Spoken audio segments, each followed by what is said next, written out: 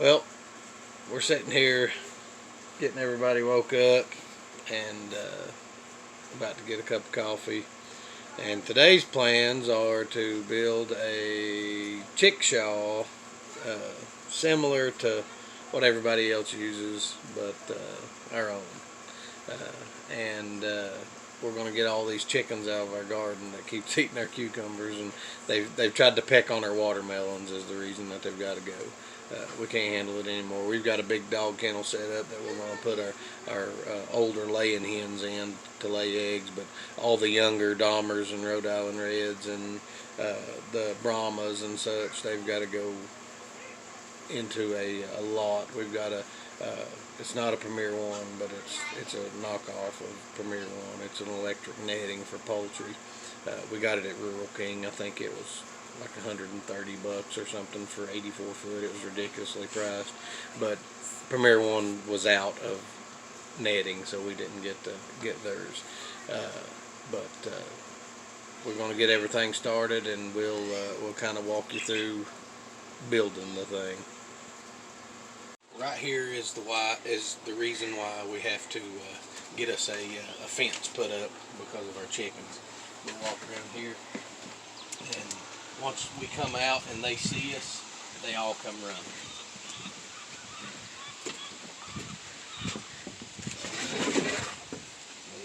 They poop all over our steps. I mean, we've got to get them, and there they come. The herd is here, and they stay under our feet all day. We have to kick them out of our way, so we've got to get us a setup. This ain't half of them. They're all out into the weeds right now, eating and picking bugs. They're probably half of them down in the garden, to be honest with you. But we've got to get them all fixed up. We've got our meat chickens set up in a tractor up in our goat yard. We're going to try to use them to help fertilize that goat yard and get some better grass growing, make it a better pasture. And then, like I said, the older hens that's laying, they're going to go into our dog kennel cage over there. Like these here, they'll go into our dog kennel cage, and then the bigger Dahmers and the Rhode Island Reds, they'll go into the electric fence with the chickshaw. And we'll just see how that works out. I don't know. We're gonna have to clip all of their wings, or they will fly out. They're a wild chicken. They fly over into the fence, so I know they'll fly out. But we'll get them all clipped up and we'll see what we can do with them. We got the chickens fed up, well, mostly fed, and got about all of them caught, separated out how we're going to put them. We've not got the chickshaw yet.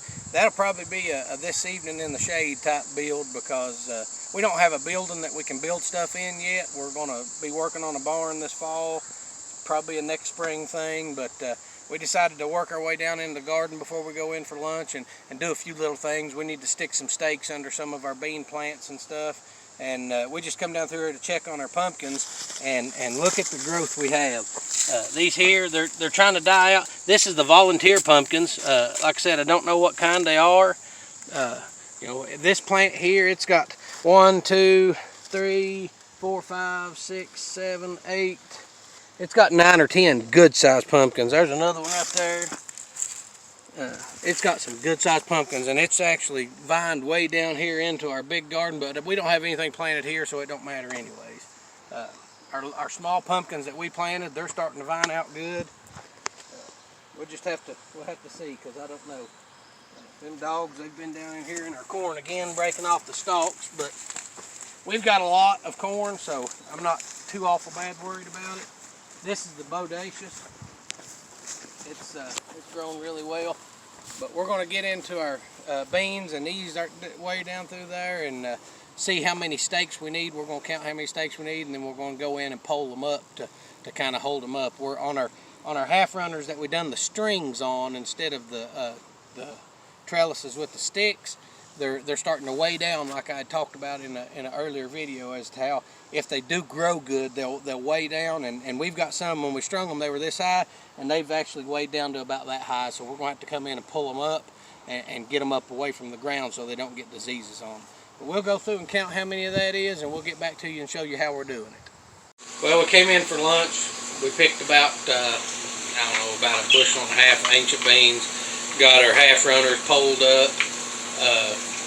Walked through the garden a little bit, and everybody's burning up. It's hot. It's almost 90 degrees. So we got everybody in. We're fixing them some lunch. It's about, I don't know, about 2:30, but we're getting lunch fixed up for them. We're going to get us a bite to eat. They're washing dishes and doing a few inside chores in the air conditioning while they've got a minute. Then we're going to get back down. We've got to pick 2 or 3 bushels of burgundy beans and 2 or 3 bushels of our half runners and get some stuff together, because we're going to make a trip to the market tomorrow. We're going to drop the kids off at Nana's and Mama's for the evening, and me and Mama's going to get to go and set up at the market tomorrow, just us, and we'll get to walk through a little more and show you a little more of how everything works. Last time we went, it was hectic because of all the kids and everything, but we'll get to haul a lot more with us. We're not going to take any chickens with us this time. We may end up taking a couple rabbits. We've got a few rabbits that we need to sell, so we may end up taking a few rabbits with us. Probably not going to take any chickens unless I change my mind. But we'll get lunch done up, and we'll get back to you when we get back to the garden. We got lunch done, and everybody's fed up and hydrated up. Matthew's still up in the house finishing up his little bit of dishes, but the girls are down here with us. We'll get them out here in the field in just a minute. We're going to go through and show you how we done our beans. It's not real sophisticated by no means whatsoever, but we had a bunch of these poles left over from when we was trellising our ancient beans. What I done is I just took a machete and I come through and chopped me an angle on them and pushed them up against the strings real tight, and it holds them up. It pulls them up to where you can actually see the beans. If you'll look, these beans are absolutely loaded down, and I wanted to be able to keep them pulled up away from the ground, because I don't want them down on the ground. They'll rot, and they'll go to seed real fast if they're down near the ground. But these we're actually going to get in and select pick today in these. There's a lot of nice beans. They're not the fullest beans, but they're real tender. Everybody likes them young and tender like that, and these are absolutely amazing. As you can see right here next to the pole, they grew the best. Just like I said in one of our other videos, the ones next to the poles usually produce the best beans, and they're hanging by the handfuls all the way down to the ground. They grew really well for us. So we ended up pulling all 4 rows. All of our vines was hanging. They got really heavy and they started pulling down. So we went through with the sticks and we pulled them all up in about the midway point between the metal poles, and notched every one of them and pulled them all up good.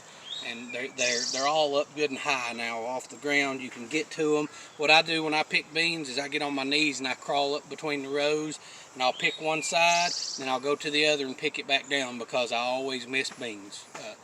We usually do. My wife will go in front of me and pick, and I'll pick behind her, and we'll still miss beans after that. They just, I don't know, it seems like they grow them whenever you turn your head. But I like to pick about 3 bushel of the half runners, and then we're going to pick another bushel or 2 of the Roma or the burgundy beans. We're not going to pick any Romas or the peanut beans, because we're done with them for the year. About another week or so we'll be pulling all those plants up. We'll make a video when we do that and show you how we pick them for seed. We'll ease back out here and I'll show you what we picked on our ancient beans. We did have a lot trying to go to seed on us, so we went ahead and picked a basket of those.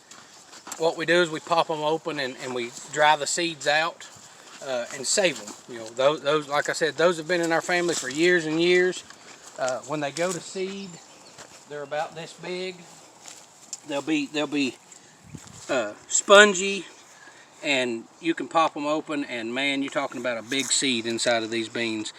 And that's the way they've always been. When they dry, they'll have a stripe on them. Like I said, I don't know what kind they are. We just call them ancient beans or Papa's beans. But this right here will be enough for 1 row next year. And we're going to try to save a lot of these seeds to put back, just because, just to have. I like to pick them when they're younger to eat for us. I like to get them when they're about this size here.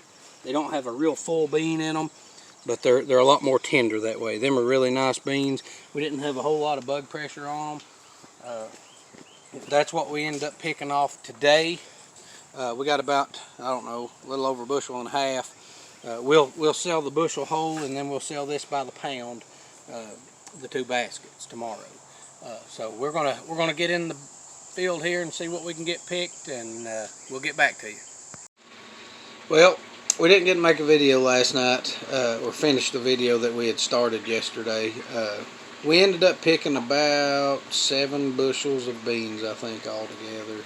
It was 8 bushels, because we had a bushel of ancient, a bushel of burgundy beans, and 6 bushels of half runners at least. We had half bushel baskets and so forth. So, I mean, if you looked at it, really, we probably had closer to 9 bushels total for everything. But we went to the sale today. We dropped the kids off last night. It was late, and we were worn out. We got everything done, and we were just tired, so we didn't finish up the video. And we've been running all morning trying to get everything done, so we didn't get to make a video this morning of us going to the market and stuff. So we got back home. It's about 2:30 now. We got there this morning a little late. It was a little after 8 when we got there.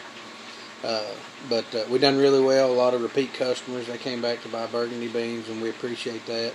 A lot of new customers bought burgundy beans. Some squash. We did better with squash this time than we did last time, and cucumbers. Gave a lot of tomatoes away. Nobody really wanted to buy them. Our tomatoes, they're not getting any size to them this year. So, I mean, nobody really wants to buy little tomatoes, so we give them away. Keep from wasting them. Cucumbers, we didn't get to take a whole lot of cucumbers. I think we took about 6 or 8 cucumbers. But when I was going through picking this morning, I found that the chickens had beat me down there before I got there, and they had eat every one of them. I mean, there was a hole the size of a quarter and at least 30 cucumbers that I seen. And I just got discouraged with it and just quit looking. We left and went and got a few things done. All in all, we done fairly well. I mean, we sold several bushels. We brought 3 bushels of half runners back home, and about a half a bushel of ancient beans back to the house. But other than that, we sold. And we didn't even bring 3 bushels home. We brought probably 2 3/4 bushels, because there's some gone out of that 1 bushel. So we done really well. Got my wife some new pillows from the flea market. I love them. Little piggies, and the other one's a little cow. I love it. It says, "Welcome to the farm." Nice pillows. We're pillow people. We've got about 8 or 10 pillows on our bed, and we've got all kinds of pillows on our sofa. Yes. We're pillow people. Yes, so, I think one of my favorite, though, out of all of them, is this one. Yes.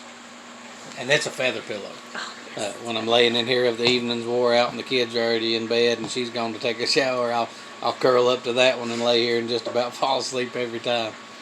But we done really well.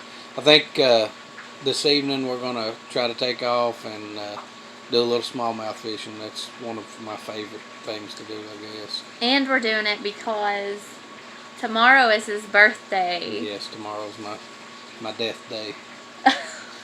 But, birthday. Yes, birthday. But we appreciate y'all watching, and we'll get some more videos loaded up. If the water's not up too bad, we may try to get a video, and I'll show y'all how to catch some fish, because I may not be able to farm and raise animals and vegetables. Now, I'm joking about that, because I can raise animals and vegetables, but I can fish better than I can farm, 10 times better. So we may try to make a video of that, and I'll show y'all how to catch some smallmouth. What's going to happen? This is what's going to happen. I'm not going to catch any.